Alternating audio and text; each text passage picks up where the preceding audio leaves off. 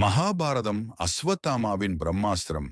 குருச்சேத்திர போர் முடிவின் கட்டத்தில் அஸ்வத்தாமா தனது தந்தை துரோணர் இறந்தது கண்டபோது கடும் கோபமடைந்தான். பாண்டவர்களை அழிக்க அவன் இறுதி மற்றும் சக்தி வாய்ந்த ஆயுதமான பிரம்மாஸ்திரத்தை ஏவினான். அதற்கு பதிலாக அர்ஜுனனும் பிரம்மாஸ்திரத்தை ஏவினார். இரண்டும் மோதிய போது உலகம் அழியும் அளவிற்கு பெரும் வெடிப்பு ஏற்பட்டு பிரம்மாண்டத்தில் பெரும் அலைகள் தோன்றின. அந்த நேரம் வியாசர் மற்றும் கிருஷ்ணர் வந்தனர். அவர்கள், இரண்டு பிரம்மாஸ்திரங்களும் மோதி உலகத்தை அழிக்கலாம், நீங்கள் ஒன்றையாவது திரும்ப அழைக்க வேண்டும் என்று உத்தரவிட்டனர். அர்ஜுனன் தனது அஸ்திரத்தை வாபஸ் பெற்றான்.